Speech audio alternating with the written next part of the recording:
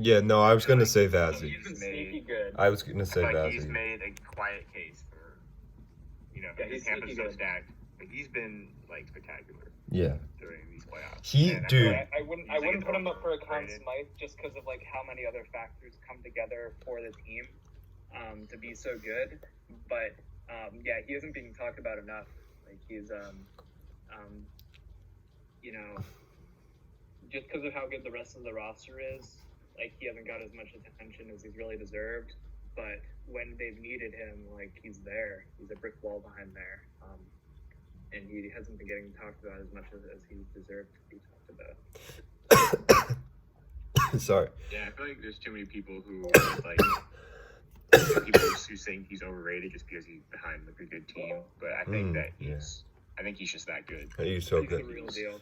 What makes him so good is, dude, how good he is on breakaways. Oh my god. Like, no one, anytime there's a breakaway on him, he always makes a save. It's incredible. Like, that is something it's just incredible with him. And that was part of the reason why, like, the Islanders do score a lot of their goals on breakaways, especially Nelson. And odd man rushes. Exactly. The counterattack, And he shut him down on that for the most part. Obviously you can't. Some 2-on-1s are gonna be really hard to save, but he's just been so impressive. But anyways, let's move on to the like the way that Tampa plays. Is like they play like in the offensive zone. They just keep possession. They play like they have like 5 forwards on the ice, and any chance that the other team has, like to take advantage of that, take advantage of like the defense's like aggressiveness in the offensive zone, and their tendency to step down from the blue line and cycle with like forwards and stuff. Anytime like that goes wrong and there ends up being like some crazy opportunity for the other team, like they have to face Vasilevsky. It's just anytime he's needed, he's there. He covers everything. Like he covers all the holes in Tampa's game, if there are any. It's just a 1-2 punch. He'll kill you on offense. They have a solid blue line regardless of the blue line's offensive capabilities. the number one pair in the league. Defense, you have to face Vasilevsky. And in my opinion, I know it's a number one pair in the league with Sergachev Hedman. I mean, it's just wow, that's a spectacular number one pair. Going down to the meat of the series, I think when we break it down, I think the goalie advantage is towards Tampa just a bit though. I mean, Doby's been playing so well. The blue line advantage is a good question because we've been seeing really good play from like Lindell, Alexiak, kind of those bottom guys for Dallas, and obviously Heiskanen's been insane. And they have Klinberg too. Who do you think has the blue line advantage? Would you say in this series, even though it's just so close? Ooh, it's a tough one. I'd say Tampa on paper. I mean, Dallas, I think all their liners have looked really good. And I think this just like the team defense they play, like a 5-5-man unit is very good. But I mean, Heaven's like has such a complete game, and the depth on Tampa's blue line I think is really good. But I mean, it's close, man. Honestly, it's tough. They both have pretty solid blue lines. Yeah. When you have McDonough on your third pairing, I think you're set. Yeah. Yeah, Exactly. I mean, Like their left side is Hedman, Sergachev, McDonough. Are you I think kidding they just me? went out. McDonough could be a top pairing defenseman on like half the teams in the league. 100%. Yeah. Maybe not Shat Deuces, but I still can't believe they made that work, like signing him long term. I feel like Tampa's just cheating sometimes. How is this team like allowed to be like together? They just all take discounts against Tampa. First line, Palat, Point, Kucherov. This is all without Stamkos. yeah, without Steven Stamkos. Second line, Gautreau, Gord, Coleman. Third line, Sorelli, Killorn, Johnson. Like that third line, like is a decent like second line on most teams in the league. Yeah. Killorn, Sorelli, Johnson. And Point is 6.75 for 2 more years. Jesus. What? 25 points in 17 games while injured.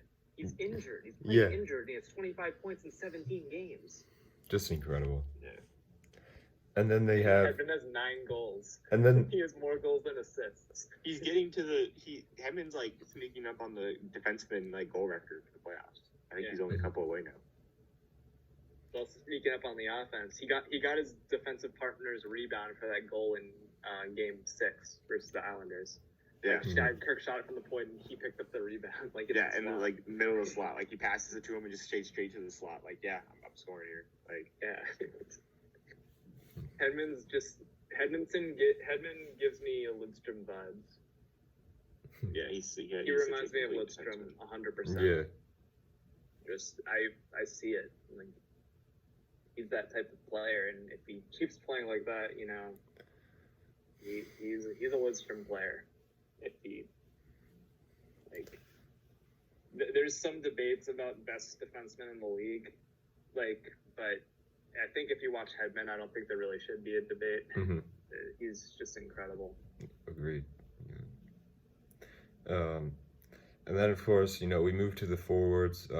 I think like one of the reasons Dallas is in this is just because like their third and fourth lines have been so great. And their top guys have been producing.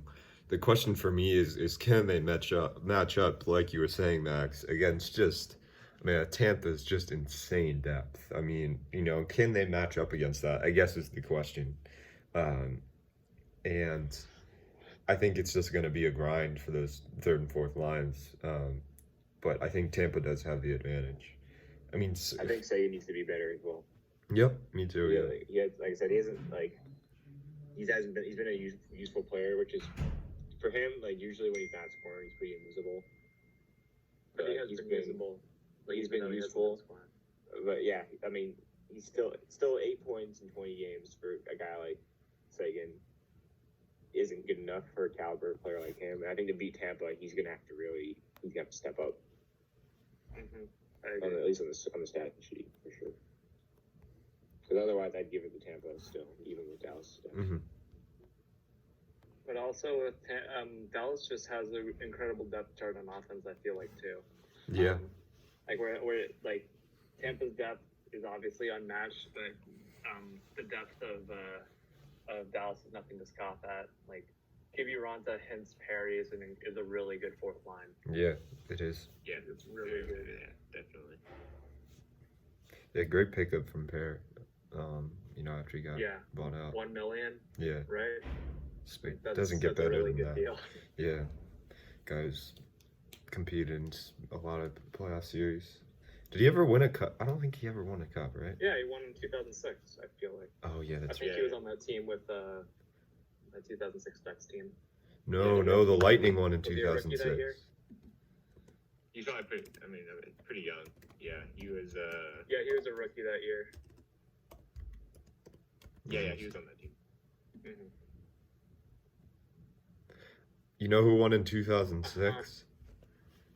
The Carolina Hurricanes. Yeah, no, he won. His rookie year was the year the Hurricanes won. It was the second year when he won the cup. But Yep. So, anyways, what are you guys' final predictions for the series? Man, here we go. Another tough one. This is really tough. Not because I like. The thing about this is that I've literally doubted Dallas every single round. Mm-hmm. I thought Calgary was gonna win. I thought Colorado was gonna win. I thought Vegas was gonna win. Yeah. And it feels bad personally to doubt them again, but I do, considering that you have Vegas, which is probably the most stacked roster in the West, maybe. You can argue the most stacked roster in the West. And then you have Tampa. And as much as they've proven doubters wrong in these first 3 rounds, they're up against Tampa. And that's a really hard thing to overcome for any team. Yeah. I was the same way. I hate to doubt them again, but I think that Tampa takes it. Me too. I would not be surprised if they take it the distance. I will give Dallas enough credit to probably be able to take it the distance. I'm not sure. I'm not sure if Tampa has the ability to run away with it, but I'm not like confident they'll run away with it. But I think Tampa in like 6. Yep, that was. There's one thing that's making me feel Tampa, because I did the same thing. I doubted Dallas the whole way through, and as much as I know I've been wrong all these times, my head still says Tampa. But now my heart's leaning towards Tampa too, because they've basically beaten 2 Dallas Stars already in Columbus and the Islanders. That's fair. That's I think really Dallas fair. is a better version of those teams, but I feel like Tampa, they're not going to be surprised when they get like 50 shots and they're still not winning the game. I think those series Tampa's had before made them a really resilient bunch, and barring any injuries, I think Tampa should be able to finally do this. They finally faced that adversity that they were criticized for not facing like last year when they got swept. Yeah. I mean, they've gone through all the trials. They've gone through adversity. They've gone through the trials and tribulations. They've shown that they're a gritty, resilient team. Yeah. I don't have any doubts about their ability to push through adversity anymore. So the only thing that can stop the Lightning is the Lightning. It's the Lightning themselves. Yep. Yeah. And we saw that last year with CBJ. Yep. That being said, I think the matchup is still close enough to where it's hockey, things happen. But I think it's hard for me to see Tampa beating themselves in this series. And I think they're the better team overall. Yeah, and they've just been playing so well recently. I mean, obviously. The monumental collapse over the course Dallas of 2 isn't days. Chicago. When they landed to Chicago in the finals, it's like, well, Chicago. On that level, I don't think Dallas is.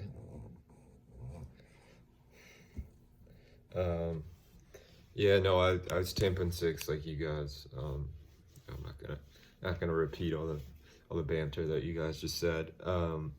I didn't say my number. Yeah, I'd say 6. Yeah, I'm very close 6, but 6. But yeah, 6. Yeah. So that's gonna wrap it up for the episode. I think after the Cup, we'll probably do some sort of video where it's like we talk about the Stanley Cup, and then we also talk about free agency, because that is like coming up. The draft is like in the draft, 2 weeks after It's the going to Cup. be a really quick turnaround for next season, so there's going to be a lot to talk about, even though like the season just ended. So there's still going to be a lot. Why is Stützle ahead of Rossi on almost every prospect chart? I thought Rossi is better than Stützle. I feel like Stützle's been ahead like the whole year. Yeah. I feel like Rossi's only recently gone up a bit. Right, Stützle's been been third. Even people have Stützle like first if Detroit got the first overall pick. I think 2 through 5 can be pretty like shiftable. Like I think all those players, like you could put them anywhere 2 to 5, and there would be critics because the talking heads like put them in a certain spot, right? Like you're gonna have critics, but if you're 2 through 5, there's not much you can really go wrong with out of anyone. It's gonna be hard. Byfield. I think Byfield is a lock-it too. The only choice you can make is not taking Lafreniere number 1, and Yeah, I have a tendency to go off the board, so I really doubt that the Rangers would ever not pick Lafreniere. But there's that little voice in the back of my head that's like, please, for the love of God, don't. Please, No, come on, they wouldn't do that. Like, They wouldn't do that. They don't pick Lafreniere, like that little voice in the back of my head. But I don't think they will. But if you're picking 2 through 5, like you can't really go wrong, even if some people say you can.